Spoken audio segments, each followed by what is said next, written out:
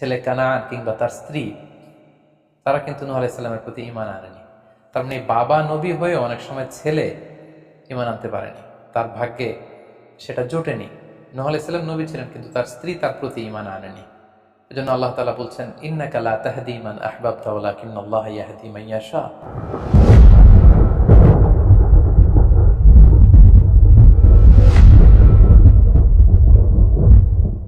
আসসালামু আলাইকুম ওয়া রাহমাতুল্লাহি ওয়া বারাকাতুহু। নাহমাদুহু ওয়া নুসাল্লি আলা রাসূলিহিল কারীম। আম্মা বা'দু ফাআউযু বিল্লাহি মিনাশ শাইতানির রাজীম। বিসমিল্লাহির রহমানির রহিম। নূহ আলাইহিস সালাম আউয়ালু রাসূলিন বুইসা ইলা আহলিল আরদ।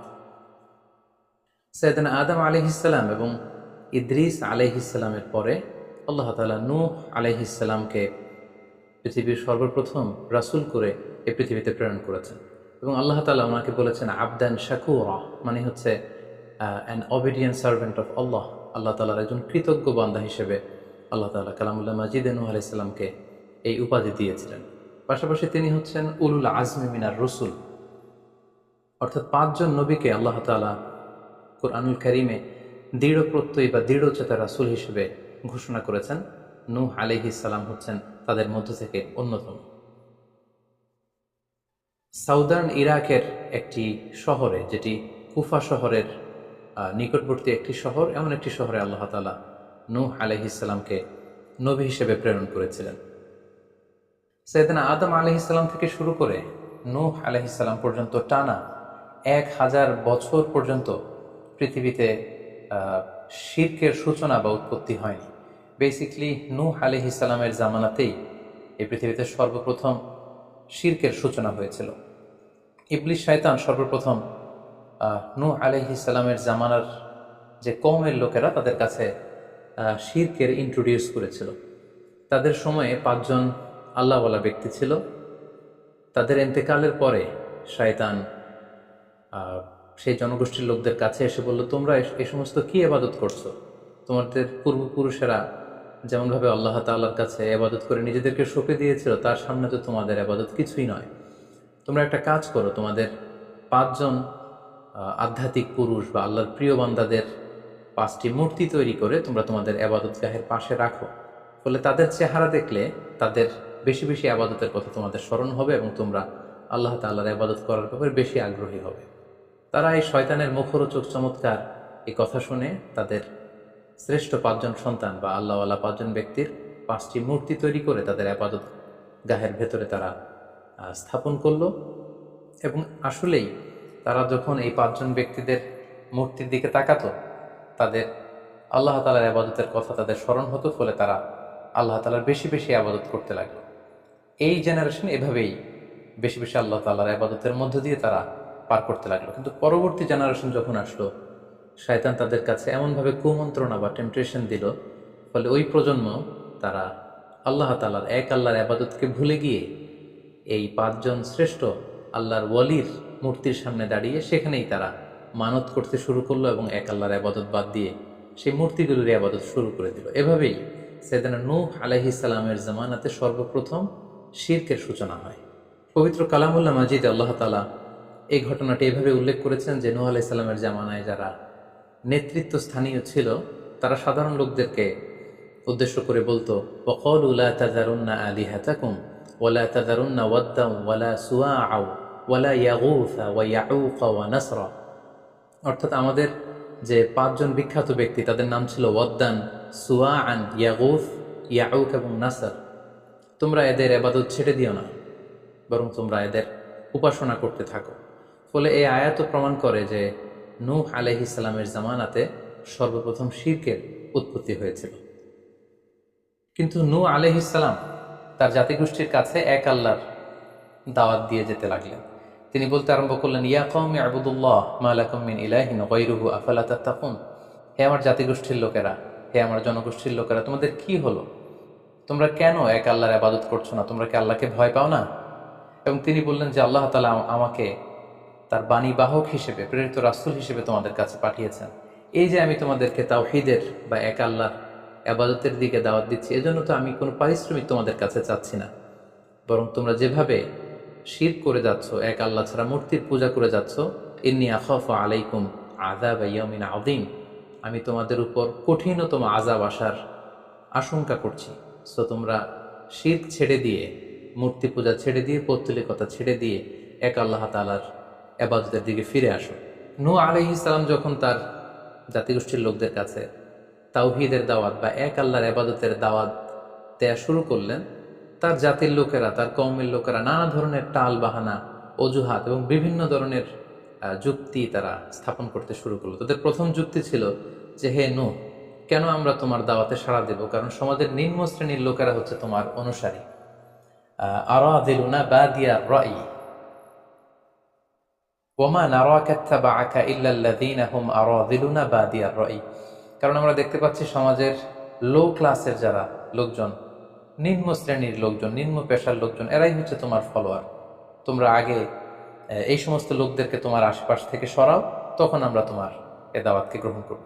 তাদের আরও একটি যুক্তি ছিল যে, তুমি এই নিম্ন শ্রেণীর লোকদেরকে নিয়ে সমাজে ইনফ্লুয়েন্সিয়াল হতে চাচ্ছ। ইয়াতাফাদ্দালু আলাইকুম, এই নূহ হচ্ছে জেলে সমাজ, কৃষক সমাজ, এই সমস্ত নিম্ন শ্রেণীর লোকদেরকে নিয়ে এই সমাজের মধ্যে একটা ইনফ্লুয়েন্স ক্রিয়েট করে সে আমাদের উপর সুপিরিয়র হতে চাইছে। এটা ছিল তাদের আরেকটা যুক্তি। তারা আরও বলতো যে, আগে যদি এই নিম্ন শ্রেণীর লোকদেরকে তোমার কাছ থেকে তুমি তাড়িয়ে দাও, তাহলে আমরা তোমার উপর বিশ্বাস স্থাপন করতে পারি। নূহ আলাইহিস সালাম এই কথার জবাবে তিনি বলেছিলেন, ওমা আনা বিতারিদিল্লাযীনা আমানু, অর্থাৎ যারা আল্লাহ তাআলার উপর বিশ্বাস স্থাপন করেছে, যদিও তারা নিম্ন শ্রেণীর হয়ে থাকে, কি করে আমি তাদেরকে তাড়িয়ে দিতে পারি? তাদের আরও একটি যুক্তি ছিল যে, তুমি আমাদের মতো মানুষ, দেখতে তো তুমি আমাদের মতো মানুষ, তুমি খাচ্ছ, যাচ্ছ, ঘুমাচ্ছ, ঘুরে বেড়াচ্ছ, বাজারে যাচ্ছ, ক্রয় বিক্রয় করছো, আমাদের মতো মানুষ হয়ে তুমি কেমন করে রাসূল হতে পারো? তুমি যে রাসূল, কি করে আমরা বিশ্বাস করব? কেন আকাশ থেকে ফেরেশতারা এসে বলে দিয়ে যায় না যে তুমি রাসূল? তাহলে তো আমরা ফেরেশতাদেরকে দেখলে আমরা আস্থা পেতে পারি এবং নিশ্চিত হতে পারি যে আসলেই তুমি আল্লাহর পাঠানো রাসূল। এবং তারা পাশাপাশি আরও বলতো যে, আমাদের পূর্বপুরুষরা তো এই সমস্ত মূর্তিরই পূজা করেছে, তাহলে কি তুমি বলতে চাইছো এরা ভ্রান্ত ছিল? সর্বশেষে তারা বলতে আরম্ভ করলো যে, নূহ, তুমি হচ্ছে মিথ্যাবাদী, পাগল এবং ভ্রান্ত, আমরা আমাদের অবস্থানে অটল থাকব। এভাবে সাইয়েদনা নূহ আলাইহিস সালামের তাওহীদের যে দাওয়াত তিনি তার সমাজে ছড়িয়ে দিচ্ছিলেন, তারা ডিরেক্টলি এই একত্ববাদের দাওয়াতকে তারা প্রত্যাখ্যান করলো, রিজেক্ট করলো। কিন্তু নূহ আলাইহিস সালাম তিনি হাল ছাড়েননি। তিনি টানা 950 বছর তার জাতিগোষ্ঠীর লোকদের কাছে তিনি এক আল্লাহর দাওয়াত দিয়ে যেতে লাগলেন। কালামুল্লাহ মাজিদ আমাদেরকে জানাচ্ছে, ওয়ালাকাদ আরসালনা নূহান ইলা কওমিহি ফালাবিসা ফীহিম আলফা সানাতিন ইল্লা 50 আমা। তিনি 1 বছর, 2 বছর, 10 বছর, 20 বছর নয়, টানা 950 বছর তিনি লাগাতার কন্টিনিউয়াসলি তার কওমের লোকদের কাছে তিনি এই তাওহীদের দাওয়াত দিয়ে যেতে লাগলেন। এবং তিনি দিন রাতকে এক করে টায়ারলেসলি, রেস্টলেসলি তিনি তার জাতিগোষ্ঠীর কাছে এই একই দাওয়াত দিতে লাগলেন। তিনি বলছেন যে, রব্বি ইন্নী দাআউতু কওমি লাইলা ওয়া নাহারা, হে আল্লাহ, দিন রাত তো আমি চেষ্টা করে গেলাম, তাদেরকে তাওহীদের দাওয়াত দিলাম, কিন্তু তারা আমার কথা শুনছে না। ওয়া ইন্নী কুল্লামা দাআউতুহুম লিতাগফিরা লাহুম জাআলু আসাবিআহুম ফি আযানিহিম। এর মানে হচ্ছে, আল্লাহ, আমি যখনই তাদেরকে দাওয়াত দিতাম, তারা তাদের আঙ্গুলগুলো তাদের কানের ভেতরে ঢুকিয়ে রাখতো, যাতে করে আমার তাওহীদের কথা তাদের শুনতে না হয়। এবং ওয়াস্তাগশাউ সিয়াবাহুম ওয়া আসররু ওয়াস্তাকবারু ইসতিকবারা, তারা আমাকে দেখলেই চাদর দিয়ে তাদের মুখ পেঁচিয়ে রাখতো, যাতে করে আমার কথাগুলো তারা শুনতে না পায়। সুম্মা ইন্নী দাআউতুহুম জিহারা, আমি, নূহ আলাইহিস সালাম বললেন, আল্লাহ, আমি দাওয়াতি কাজ করার কোনো মাধ্যমই তো বাকি রাখিনি। আমি প্রথমে পার্সন টু পার্সন আমি প্রাইভেটলি দাওয়াত দিতাম। এটা যখন তারা অস্বীকার করলো, আমি তখন পাবলিক দাওয়াত দেওয়া শুরু করলাম। আমি তাদের বড় গ্যাদারিংসে, বিভিন্ন ফেস্টিভ্যালে যে তাদেরকে এই দাওয়াতের কথা শোনালাম, কিন্তু তারা প্রত্যাখ্যান করেছে। সুম্মা ইন্নী আ'লানতু লাহুম ওয়া আসরারতু লাহুম ইসরারা, অর্থাৎ এই আয়াত থেকে বোঝা যাচ্ছে যে নূহ আলাইহিস সালাম দাওয়াত দেয়ার বা বাণী বাহকের যে কাজ, এই গুরুদায়িত্ব পালনে কোনো ধরনের প্রক্রিয়া তিনি বাদ রাখেননি।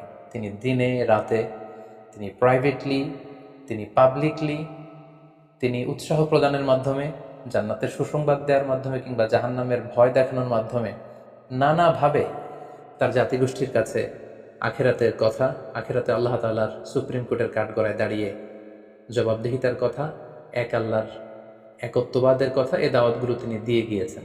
কিন্তু অধিকাংশ ক্ষেত্রেই এবং অধিকাংশ লোকগুলোই নূহ আলাইহিস সালামের এই তাওহীদের দাওয়াতকে প্রত্যাখ্যান করেছিল এবং রিজেক্ট করেছিল। এভাবে নূহ আলাইহিস সালাম যখন দাওয়াত দিয়ে যেতে লাগলেন, তার কওমের লোকদের মধ্যে থেকে ফাইনাল যে রেসপন্সটি এসেছিল সেটি হচ্ছে ক্বালু লাইন লাম তানতাহি ইয়া নূহ লা তাকুনান্না মিনাল মারজুমিন। হে নূহ, অনেক হয়েছে, এবার তুমি থামো। তুমি যদি এই দাওয়াত দেয়া বন্ধ না করো তাহলে আমরা তোমাকে স্টোনিং করে, পাথর মেরে, প্রস্তর নিক্ষেপ করে দুনিয়া থেকে বিদায় করে দেব। এবং তারা এও বলল যে ক্বালু ইয়া নূহ ক্বাদ জাদালতানা ফাআকসারতা জিদালানা। অনেক হয়েছে, তুমি অনেক আর্গুমেন্ট আমাদের সাথে দিয়েছ, অনেক তর্ক বিতর্ক তোমার সাথে হয়েছে, এবার থামো। ফাআতিনা বিমা তাইদুনা ইন কুনতা মিনাস সাদিকিন। তুমি যে আযাবের ভয় দেখাচ্ছ, পারলে সেটা দেখো। তুমি আমাদেরকে বলছো যে আমরা যদি এক আল্লাহর ইবাদত না করি, আমরা যদি পৌত্তলিকতা না ছাড়ি, তাহলে আল্লাহ তাআলা আযাব দিয়ে আমাদেরকে ধ্বংস করে দিবে। পারলে সেই ধ্বংসলীলা তুমি আমাদের সামনে নিয়ে আসো, পারলে সেই শাস্তি দেখাও, তুমি যদি সত্যবাদী হয়ে থাকো। এবার নূহ আলাইহিস সালাম তাদের এ ধরনের অ্যাটিটিউড দেখে অনেকটা হতাশ হলেন। তিনি তাদের কাছে কোনো প্রতিদান চাইছেন না, তাদের কল্যাণের জন্যই, তাদেরকে জাহান্নামের আগুন থেকে বাঁচার জন্যই তিনি 950 বছর ডেডিকেট করে দিলেন তাদের দাওয়াতি কাজে।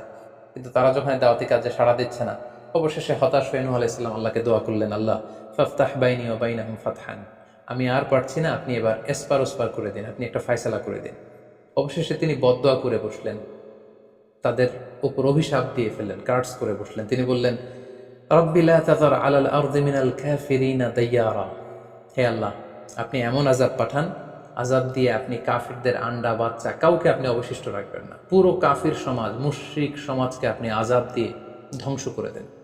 যদি আপনি তাদেরকে বাঁচিয়ে রাখেন তাহলে তারা বিশ্বাসীদেরকেও সংক্রামিত করবে এবং তাদের অনাগত প্রজন্ম তারা পাপাচারী হয়ে এই পৃথিবীতে তারা ফাসাদ সৃষ্টি করবে। নূহ আলাইহিস সালাম যখন এরকম বদদোয়া করলেন, আল্লাহ তাআলা নূহ আলাইহিস সালামের এই অভিশাপ বা বদদোয়াকে কবুল করলেন এবং তিনি নূহ আলাইহিস সালামকে জানিয়ে দিলেন, নূহ, তোমার কথা মতো আমি এবার এটার একটা শেষ দেখে ছাড়বো এবং আমি পৃথিবীতে আযাব পাঠাবো। সে আযাবটি হচ্ছে ভয়ঙ্কর ধরনের বন্যা হয়ে যাবে গোটা পৃথিবীতে, মহাপ্লাবন ঘটবে। সো সেই প্লাবন থেকে বাঁচার জন্য ওয়াসনাইল ফুলকা বিআইউনিনা ওয়া ওয়াহিনা, অর্থাৎ হে নূহ, তুমি আমার গাইডেন্স বা আমার পাঠানো দিক নির্দেশনা অনুযায়ী তুমি বিশাল একটি নৌকা বানাও বা কিস্তি বানাও বা বিশাল একটি জলতরী বা নৌযান বানাও, যাতে করে এই মহাপ্লাবন থেকে বাঁচার জন্য তুমি বিশ্বাসীদেরকে নিয়ে এই নৌযানে, এই কিস্তিতে, এই জাহাজে বা এই জলতরীতে, এই নৌকাতে তোমরা আশ্রয় নিতে পারো। আল্লাহ তাআলার পক্ষ থেকে এই আদেশ যখন আসলো, সাইয়েদনা নূহ আলাইহিস সালাম বিশ্বাসীদেরকে নিয়ে বিশাল এক জলতরী বা নৌকা বা বিশাল এক জাহাজ তিনি তৈরি করলেন। নূহ আলাইহিস সালামের কওমের মুশরিক লোকেরা যখন এই জাহাজ বা নৌকা বানাতে দেখলো, তারা হাসাহাসি শুরু করে দিল। কোরআন বলছে, ওয়া কুল্লামা মাররা আলাইহি মালাউম মিন কওমিহি সাখিরু মিন। তারা যখন এই নৌকা বানানো, এই কিস্তি বানানো, এই বিশাল জলতরী বানাতে দেখলো, তারা ঠাট্টা বিদ্রুপ করলো। তারা বলল, নূহ, এই মরুভূমির মাঝখানে কোথায় তুমি এই নৌকা চড়াবে? তোমরা যেহেতু নৌকা বানাচ্ছ, পারলে একটা সাগরও বানিয়ে নাও, যাতে করে তোমাদের এই নৌকাকে, এই জাহাজকে তোমরা ভাসাতে পারো। সাইয়েদনা নূহ আলাইহিস সালাম এবং বিশ্বাসীরা আল্লাহ তাআলার উপর অটল থেকে আল্লাহ তাআলার দেয়া দিক নির্দেশনা অনুযায়ী তারা বিশাল নৌকা তৈরি করে ফেললেন। এ পর্যায়ে আল্লাহ তাআলা নূহ আলাইহিস সালামকে জানালেন যে মহাপ্লাবনের জন্য নূহ, তুমি অপেক্ষা করতে থাকো এবং এই প্লাবনটা হবে 40 দিন লম্বা, 40 days long, and the entire world will be drastically flooded. গোটা বিশ্বের এমন কোনো জায়গা থাকবে না, আনাচে কানাচে গোটা বিশ্বটা এই মহাপ্লাবনের আওতায় এসে পৃথিবীর সব প্রাণীগুলো মারা যাবে। সো তুমি কি করে বুঝবে যে আমি কখন এই মহাপ্লাবন পৃথিবীতে দিচ্ছি? সেটার একটা সাইন হচ্ছে, তুমি যখন চুলার ভেতর থেকে ফুরফুর করে, কলকল করে পানি বেরোতে দেখবে, তখনই বুঝবে যে সে টাইমটা চলে এসেছে। তখন তুমি হাত্তা ইদা জা আমরুনা ওয়া ফারাত তান্নুর, চুলার ভেতর থেকে আগুনের বিপরীতে পানি ছুটতে আরম্ভ করবে, তখনই বুঝবে যে সে সময়টা চলে এসেছে, মহাপ্লাবনের সময়টা একেবারে ঘনিয়ে এসেছে। কুল নাহমিল ফিহা মিন কুল্লি যাওজাইনি ইসনাইন, তখন তুমি সমস্ত বিশ্বাসী বান্দাবান্দীদেরকে যারা তোমার ফলোয়ার, যারা একত্ববাদে বিশ্বাসী, তাদেরকে নিয়ে সেই নৌকায় তুমি আরোহণ করবে এবং প্রতিটি প্রাণী থেকে জোড়ায় জোড়ায়, অর্থাৎ ম্যাসকুলিন অ্যান্ড ফ্যামিনিন, নারী পুরুষ জোড়ায় জোড়ায় তুমি নিয়ে সেই নৌকাতে আরোহণ করবে। কারণ এই মহাপ্লাবনটা এত ভয়ঙ্কর মহাপ্লাবন হবে, ফলে পৃথিবীতে কেউ বেঁচে থাকবে না এবং তোমরাই হবে নেক্সট জেনারেশন, এবং তোমাদের থেকেই পৃথিবী আবার নতুন করে সভ্যতা বিনির্মিত হবে এবং তোমাদের থেকে নতুন করে পৃথিবীর সব প্রাণীকুল আবার নতুন করে বংশবিস্তার শুরু হবে। আল্লাহ তাআলার এই গাইডেন্স অনুযায়ী নূহ আলাইহিস সালাম অপেক্ষা করতে লাগলেন যে কখন চুলার ভেতর থেকে কলকল করে পানি বেরোয়। হঠাৎ করে তিনি একদিন দেখতে পেলেন যে চুলার ভেতর থেকে পানি বেরোচ্ছে। তিনি সমস্ত বিশ্বাসীদেরকে নিয়ে এবং বিভিন্ন প্রাণীকুল থেকে জোড়ায় জোড়ায় নারী পুরুষ দুই ধরনের জেন্ডারকে একত্রিত করে নিয়ে তিনি আল্লাহ তাআলার নামে সেই নৌকার মধ্যে আরোহণ করলেন এবং আল্লাহ বললেন, ওয়াকাল আরকাবু ফিহা বিসমিল্লাহি মাজরেহা ওয়া মুরসাহা ইন্না রাব্বি লাগফুরুর রহিম। আল্লাহ বললেন, তোমরা যখন আরোহণ করবে তোমরা আল্লাহর নামে আরোহণ করবে, অর্থাৎ বিসমিল্লাহ বলে আরোহণ করবে। কারণ তোমাদের এই নৌকার, এই জাহাজের গতি এবং স্থিতি এটা হবে আল্লাহর নামে। এটার সেইলিং বা অ্যাঙ্করিং, এটার পানির উপরে ভেসে চলা এবং এটার নোঙর ভিড়ানো সবটাই হবে আল্লাহ তাআলার নামে। এবং আল্লাহ তাআলার আদেশ অনুযায়ী নূহ আলাইহিস সালাম সবাইকে নিয়ে সেই নৌকায় আশ্রয় নিলেন। কোরআন আমাদেরকে জানাচ্ছে, ওহিয়া তাজরি বিহিম ফি মাউজিন কাল জিবাল। গোটা বিশ্বব্যাপী এমন ভয়ঙ্করভাবে আকাশ থেকে ঝুম বৃষ্টি নাজিল হলো, জমিন তার ভেতরে থাকা পানিগুলোকে উপরে উদ্গীরণ করে দিতে লাগলো, উপর থেকে পানি, নিচ থেকে পানি, ফলে গোটা বিশ্বে এক মহাপ্লাবনের পরিস্থিতি তৈরি হলো। এবং সেই ভয়ঙ্কর প্লাবনের মধ্যে, সেই ঝড় ঝাপটার মধ্যে, সেই পানির মধ্যে নূহ আলাইহিস সালামের সেই কিস্তি বা সেই জলতরী বা সেই নৌকা ভাসতে লাগলো। কোরআন বলছে যে ফি মাউজিন কাল জিবাল, বিশাল পাহাড় সম ঢেউয়ের মধ্যে নূহ আলাইহিস সালামের তরী আল্লাহর নামে ভাসতে আরম্ভ করলো এবং আল্লাহর নামে নূহ আলাইহিস সালাম সেই তরী ভাসিয়ে দিলেন। মহাপ্লাবনের ঠিক কিছু আগে নূহ আলাইহিস সালাম ওনার ছেলে কানাআনকে আহ্বান করলেন যে, কানাআন, তুমি এই নৌকার মধ্যে আরোহণ করো। আমরা ইতিহাস থেকে আমরা জেনেছি যে নূহ আলাইহিস সালামের 4 জন সন্তান ছিল, হাম, সাম, ইয়াফাস, কানাআন। এই 4 জন সন্তানের মধ্যে 3 জন ঈমান এনেছে, শুধু কানাআন ছাড়া। নূহ আলাইহিস সালাম কানাআনকে বললেন, কানাআন ইয়া বুনাইয়া ইরকাব মা'ানা, হে আমার প্রিয় সন্তান, তুমি নৌকায় ওঠো, আল্লাহর কাছে তওবা করো। কিন্তু কানাআন নূহ আলাইহিস সালামের এই আহ্বানের প্রত্যুত্তরে তিনি বলেছিলেন, আমি নৌকায় উঠবো না, সাআওয়ি ইলা জাবালিন ইয়াসিমুনি মিনাল মা, আমি পাহাড়ের চূড়ায় যেয়ে দাঁড়াবো, পাহাড় আমাকে পানি থেকে বাঁচাবে, কারণ এই বন্যার পানি তো পাহাড় পর্যন্ত পৌঁছতে পারবে না।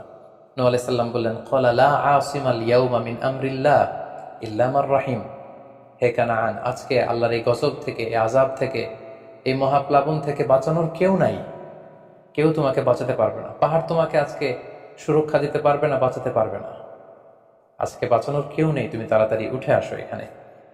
কিন্তু নূহ আলাইহিস সালামের ছেলে কানাআন অস্বীকৃতি জ্ঞাপন করলো। কোরআন বলছে, ওয়াহালা বাইনাহুমাল মাউজু ফাকানা মিনাল মুগরাকিন, বাবা আর ছেলের মধ্যে যখন এই ধরনের কথা চলছিল, হঠাৎ করে বিশাল এক সাগরের ঢেউয়ের ধাক্কা এসে নূহ আলাইহিস সালামের সন্তান কানাআনকে পানির মধ্যে ডুবিয়ে দিল। তাহলে এই আয়াত থেকে বুঝলাম কানাআন যারা ডুবে গিয়েছিল তাদের অন্তর্ভুক্ত হয়েছিল। এবং মজার ব্যাপার হচ্ছে, নূহ আলাইহিস সালামের স্ত্রীও এই মহাপ্লাবন থেকে বাঁচতে পারেনি। সেও ঈমান না আনার কারণে যারা ধ্বংস হয়েছিল, যাদের সলিল সমাধি হয়েছিল মহাপ্লাবনের পানির মধ্যে, নূহ আলাইহিস সালামের স্ত্রীও সেখানে নিহত হয়েছেন। এখন একটি প্রশ্ন এসে দাঁড়ায়, সেটি হচ্ছে যে এটা কি একটা গ্লোবাল ডিজাস্টার ছিল কিনা? এটা কি ইরাকের সেই সাউদার্ন পার্টেই শুধু এই বন্যাটা হয়েছিল, না গোটা বিশ্বব্যাপী হয়েছিল? এ নিয়ে ঐতিহাসিকদের মধ্যে অনেক ধরনের মতামত পাওয়া যায়। তবে একটা বড় সংখ্যক ঐতিহাসিক মুআররিখুন তারা বলেছেন যে ইট ওয়াজ এ গ্লোবাল ডিজাস্টার। এই ফ্লাড, এই বন্যাটা ছিল গোটা বিশ্বব্যাপী। কারণ আল্লাহ তাআলা কোরআনে বলেছেন, নূহ আলাইহিস সালামের বদদুয়ার কথা বলেছেন। নূহ আলাইহিস সালাম বলেছেন যে, রব্বি লা তাযার আলাল আরদি মিনাল কাফিরিনা দাইয়ারা, হে আল্লাহ, এই জমিনে একজন কাফেরকেও আপনি বাঁচিয়ে রাখবেন না। সো এই আর্থ শব্দটা প্রমাণ করে তিনি গোটা বিশ্বের দিকে ইঙ্গিত করেছেন। এবং আল্লাহ যখন জমিনকে ইঙ্গিত করেছেন, ইয়া আরদুবলাই, হে পানি তুমি নিচের দিকে চলে যাও, ফলে এই আর্থ দ্বারা বোঝা যাচ্ছে যে শুধু ইরাকের সেই সাউদার্ন ইরাকের কুফা শহরের পাশেই এই বন্যাটা লিমিটেড বা সীমিত ছিল না, বরং এই ডিজাস্টারটা ছিল একটা গ্লোবাল ডিজাস্টার। গোটা বিশ্বব্যাপী মহাপ্লাবনের পানিতে গোটা বিশ্বের সব সয়লাভ হয়ে গিয়েছিল। 40 দিন এই বন্যাটা কন্টিনিউ করেছে এবং 40 দিনের এই সময়ে মহাপ্লাবনে যত কাফির মুশরিক এবং নূহ আলাইহিস সালামের সময়কালের যত মুশরিক এবং অবাধ্য লোকেরা ছিল সবাইকে আল্লাহ তাআলা এই বন্যার মাধ্যমে ধ্বংস করেছেন। 40 দিন পর আল্লাহ তাআলা আদেশ করলেন, ইয়া আরদু বুলাঈ মাআকি ওয়া ইয়া সামাউ আকলিঈ, অর্থাৎ হে আকাশ তুমি বৃষ্টি বর্ষণ করা এবার স্টপ করো, এবার বন্ধ করো। তুমি যে মাটির ভেতর থেকে পানি বের করছিলে, এই পানি বের করা বন্ধ করে তুমি ভূপৃষ্ঠের উপরে থাকা পানিগুলোকে গিলে ফেলো। ওয়াগীদাল মা, ফলে আল্লাহ তাআলার আদেশের সাথে সাথে পানি বর্ষণ এবং পানি জমিনের ভেতর থেকে বের হয়, এটা বন্ধ হলো। ওয়াস্তাওয়াত আলাল জুদি, নূহ আলাইহিস সালামের এই বিশাল জলতরী বা কিস্তি বা নৌকা জুদি পাহাড়ে যেয়ে থামল। জুদি পাহাড়ে এই তরীর নোঙর ভিড়ল। এখন জুদি পাহাড়টা কোথায়? কিছু কিছু ঐতিহাসিকরা বলেছেন যে ইরাকের মোসেল শহরে একটি বিশাল মাউন্টেন রেঞ্জ রয়েছে, সেই পাহাড়ের একটা অংশের নাম হচ্ছে জুদি পাহাড়। কোনো কোনো ঐতিহাসিকগণ বলেছেন এই জুদি পাহাড়টি আর্মেনিয়াতে অবস্থিত। অনেক ঐতিহাসিকগণ মত প্রকাশ করেছেন যে এটি ইরাকেও নয়, এটি আর্মেনিয়াতেও নয়, বরং এটি তুরস্কের একটি পাহাড়। এবং তারা বিশাল বড় একটি নৌকার খণ্ড দিয়ে ঐতিহাসিকভাবে অনেকেই প্রমাণ করতে চেয়েছেন যে নূহ আলাইহিস সালামের সেই কিস্তির কিছু অংশ আজও সেই পাহাড়ের মধ্যে রয়ে গিয়েছে। সেই জুদি পাহাড়ে যখন এই নৌকাটি ভিড়ল, আল্লাহ তাআলা তখন নূহ আলাইহিস সালামকে আদেশ করলেন, ইহবিত বিসালামিন মিন্না, তুমি এবার শান্তির সাথে সেফলি সাউন্ডলি তুমি এবার সেই জুদি পাহাড়ে তোমরা নামো। বারাকাতিন আলাইক, তোমাদের উপর আমার পক্ষ থেকে বারাকা ব্লেসিং থাকবে। ওয়া আলা উমামিম মিম্মান মাআক, এবং তোমার সাথে যারাই আছে সবার জন্য আমার পক্ষ থেকে ব্লেসিং থাকবে। এবং এই বিশাল মহাপ্লাবন থেকে যে আমি তোমাদেরকে বাঁচিয়ে দিয়েছি, শুকরিয়া স্বরূপ তোমরা সবাই পড়ো আলহামদুলিল্লাহ। ফাকুল আলহামদুলিল্লাহ। কোরআন বলছে যে তারা সবাই আল্লাহর প্রশংসা করে সেখান থেকে নেমে আসলো এবং নূহ আলাইহিস সালামকে আল্লাহ তাআলা শিখিয়ে দিলেন, নূহ এবার তুমি পড়ো রব্বি আনজিলনি মুনজালান মুবারাকান ওয়া আনতা খায়রুল মুনজিলিন, অর্থাৎ হে আল্লাহ আপনি এমন জায়গায় আমাদেরকে অবতরণ করুন যে জায়গাটা আমাদের জন্য কল্যাণকর, কারণ আপনিই তো উত্তম অবতরণকারী। ফলে নূহ আলাইহিস সালামের সাথে যারা ছিল বিশ্বাসীরা, তারা এবং তার সাথে প্রাণীকুলের মধ্য থেকে যারা ছিল সবাইকে নিয়ে নূহ আলাইহিস সালাম এই জমিনে বন্যা পরবর্তী মহাপ্লাবন পরবর্তী সময়ে তিনি সবাইকে নিয়ে এই জমিনের মধ্যে আবার নেমে আসলেন। ফলে ঠিক ওই সময়টাতে পৃথিবীতে আর কোনো কাফের, কোনো মুশরিক, কোনো পৌত্তলিক ছিল না, বরং তখন এটা ছিল, it was very fresh and pure monotheist generation, একত্ববাদী একটা প্রজন্ম। ফলে এখানে ঠিক ওই সময়টাতে পৃথিবীতে আর কোনো কাফির মুশরিক আর ছিল না। আমরা আমাদের আলোচনার শুরুর দিকে বলেছিলাম যে নূহ আলাইহিস সালামের 4 জন ছেলে ছিল, হাম, সাম, ইয়াফাস এবং কানাআন। এবং ঐতিহাসিকভাবে এটা ঐতিহাসিক বিভিন্ন ধর্মগ্রন্থ থেকেও এটা প্রমাণিত যে এই 4 ছেলের মধ্য থেকে একজন ছেলে ছিল কানাআন, যে মহাপ্লাবনে মৃত্যুবরণ করেছে, এবং হাম, সাম এবং ইয়াফেস, তাদের মধ্য থেকেই মূলত গোটা বিশ্বে নতুন করে মানব সভ্যতার আবার সূচনা হয়েছে। নূহ আলাইহিস সালামের ছেলে হাম, তিনি আফ্রিকাতে তার পরিবার নিয়ে বসবাস শুরু করেন, এবং ওনার ছেলে সাম, যেখান থেকে সেমাইটিক শব্দটি আমরা বলে থাকি, ওনার ছেলে সাম তার আত্মীয় স্বজন এবং তার বংশধরদেরকে নিয়ে ধীরে ধীরে মধ্যপ্রাচ্য বা দূরপ্রাচ্যের এই এরিয়াতে পরবর্তীতে তারা বসবাস শুরু করেন। এবং ওনার ছেলে ইয়াফেস বর্তমান যে চীন বা তার আশেপাশের যে এরিয়াগুলো আছে সেখানে বসবাস শুরু করেন, এবং সেখান থেকেই মানব ইতিহাস আবার নতুন করে তার পথ চলা শুরু করলো, এবং গোটা বিশ্বে বাচ্চা রিজালান কাসীরা ওয়া নিসা, অনেক নারী পুরো গোটা বিশ্বে সেখান থেকে আবার ছড়িয়ে পড়তে আরম্ভ করলো। এভাবেই নূহ আলাইহিস সালাম একত্ববাদের দাওয়াত দিয়ে নিরলস প্রচেষ্টা করে ওনার জীবনকে তিনি অতিবাহিত করেছেন। সাইয়েদনা নূহ আলাইহিস সালাম ওনার ইন্তেকালের পরে ওনাকে কোথায় কবর দেওয়া হয়েছে এ নিয়ে 2টি মত পাওয়া যায়। প্রথম মত অনুযায়ী ওনাকে মক্কাতে কবরস্থ করা হয়েছে, আরেকটি মত অনুযায়ী লেবাননের কার্ক নামে একটি এরিয়াতে জাবালে দীর, সেই দীর মাউন্টেনের পাশে সাইয়েদনা নূহ আলাইহিস সালামকে কবরস্থ করা হয়েছে। সম্মানিত শুধু এই ছিল নূহ আলাইহিস সালামের সংক্ষিপ্ত, বর্ণাঢ্য এবং সংগ্রামী জীবন কাহিনী। এ পর্যায়ে আমরা নূহ আলাইহিস সালামের এই স্টোরি থেকে, এই জীবনী থেকে কি ধরনের লেসন, লাইফ লেসন বা শিক্ষা আমরা পেতে পারি, যেটা আমরা আমাদের সমাজের সাথে রেলেভেন্ট করতে পারি, আমরা সে বিষয়ে সামান্য কিছু আলোচনা করব। আমরা যারা দাওয়া কাজের সাথে ইনভলভড, তাদের জন্য নূহ আলাইহিস সালামের জীবনীতে আসলে নূহ আলাইহিস সালামের দাওয়া ক্যারিয়ার থেকে নেবার মতো, শেখার মতো অনেক কিছু রয়েছে। তোর মধ্যে থেকে অন্যতম হচ্ছে যে ডাইভার্সিটি অফ দাওয়া অ্যাপ্রোচ। আমরা জানি যে আমরা যারা আল্লাহ তাআলার এই কথাগুলো, কোরআন সুন্নাহর এই মেসেজগুলো পৌঁছে দিচ্ছি, আমরাও কাইন্ডা বাণীবাহকের কাজ কিন্তু আমরা করছি। যেহেতু নবীরা নেই, তাদের অনুসৃত পথকে আমরা ধারণ করে তাদের কথাগুলো আমরা পৌঁছে দিচ্ছি। সো আমাদের দাওয়া অ্যাপ্রোচের মধ্যে ডাইভার্সিটি থাকতে হবে। আমরা যেমনি ওরালি দাওয়া কাজ করি, নবীরা ওরালি দাওয়া কাজ করতেন, মৌখিকভাবে মানুষকে দাওয়া দিতেন। এই ওরালি দাওয়ার পাশাপাশি আমরা রিটেন দাওয়ার কাজ করতে পারি, আমরা প্র্যাকটিক্যাল দাওয়া কাজ করতে পারি। অর্থাৎ প্র্যাকটিক্যাল দাওয়াটা হচ্ছে লাইভ দাওয়া। আমার কথা দেখে, আমার আচরণ দেখে, আমার ডিলিংস দেখে মানুষ ইসলামের সৌন্দর্যের প্রতি আকৃষ্ট হবে, এবং এটা খুবই ফলপ্রসূ একটা দাওয়া সিস্টেম। সো আমরা যদি নূহ আলাইহিস সালামের জীবনের দিকে তাকাই, তাহলে দেখব উনি অনেকভাবে এই দাওয়া কাজ করেছেন।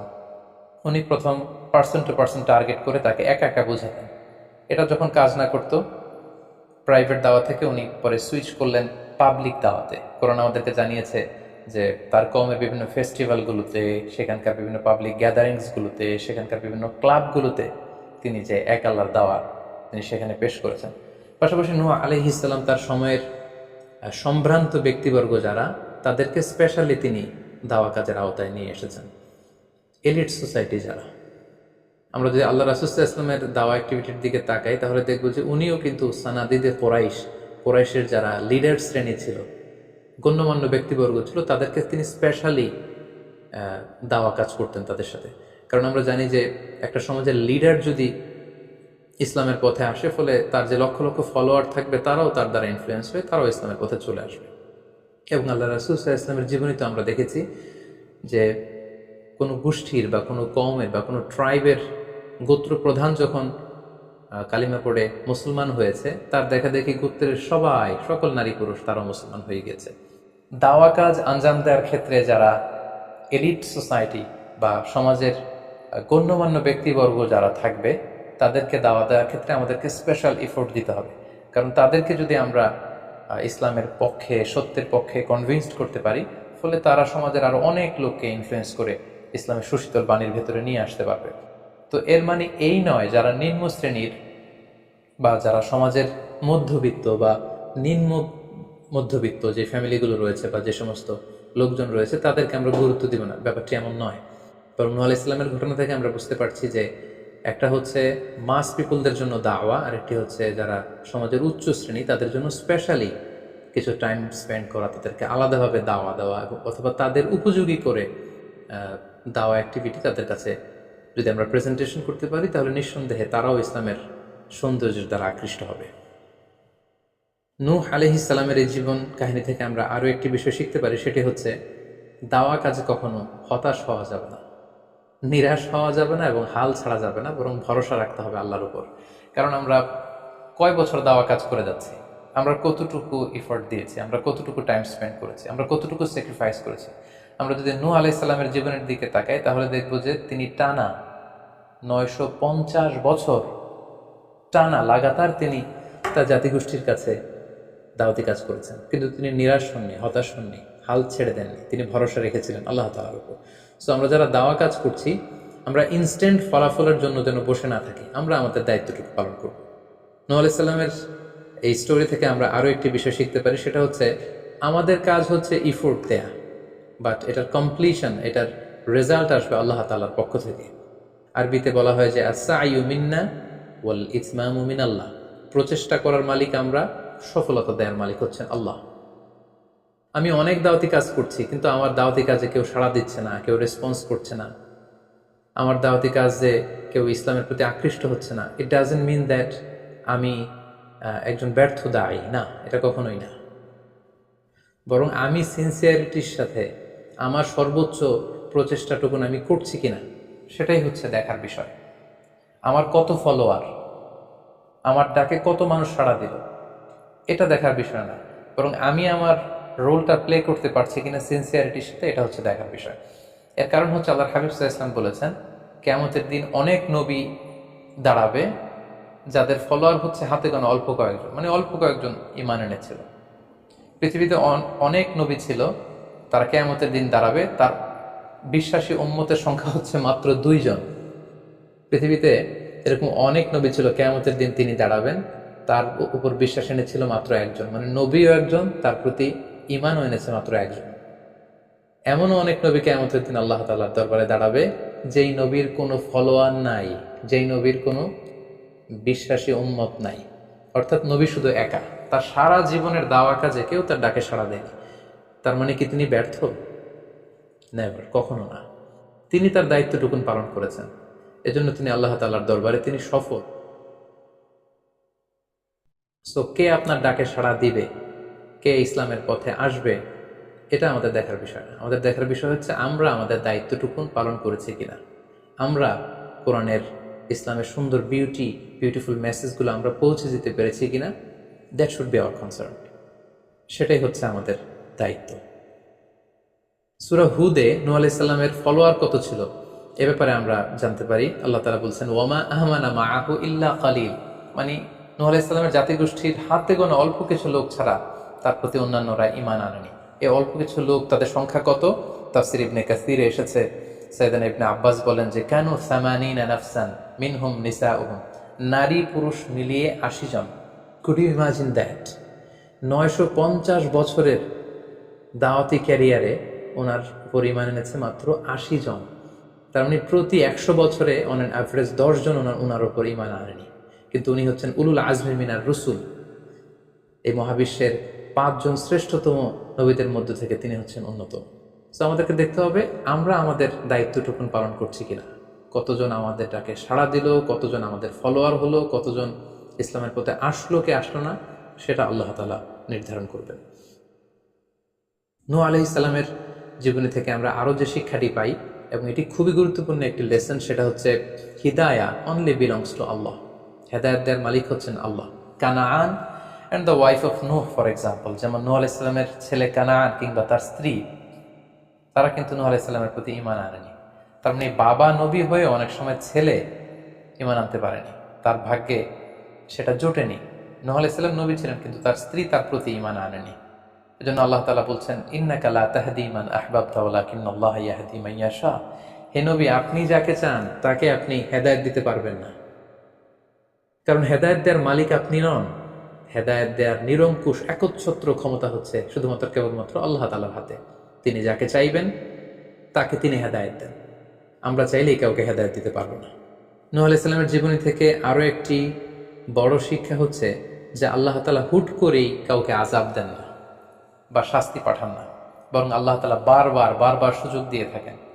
অনেক সুযোগ দেওয়ার পরে, বারবার সুযোগ দেওয়ার পরেও যখন কেউ সত্যের পথে ফিরে আসে না, বরং বারবার তারা অবাধ্যতা, দাম্ভিকতা এবং বাড়াবাড়ি করে, ঠিক তখনই আল্লাহ তাআলা তাদেরকে শাস্তি দেন। আমরা নূহ আলাইহিস সালামের জাতিগোষ্ঠীর দিকে যদি তাকাই, তাহলে দেখব যে তিনি 950 বছর তাদেরকে চান্স দিয়েছেন।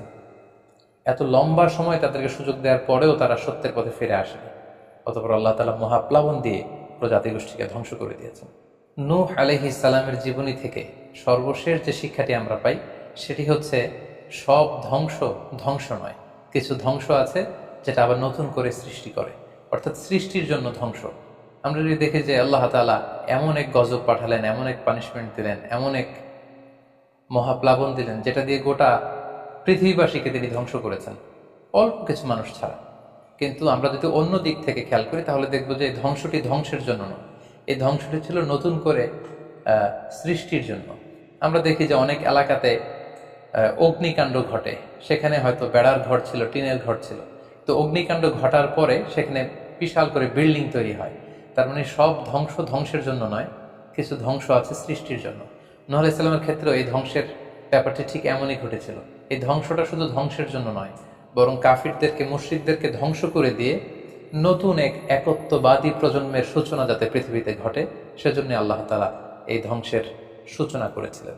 আল্লাহ তাআলা আমাদের সবাইকে আম্বিয়া আলাইহিমুস সালামদের অনুসৃত পথে থেকে তাদের মত এবং পথকে বেছে নিয়ে সিরাতুল মুস্তাকিমে পরিচালিত হওয়ার তৌফিক দান করুক।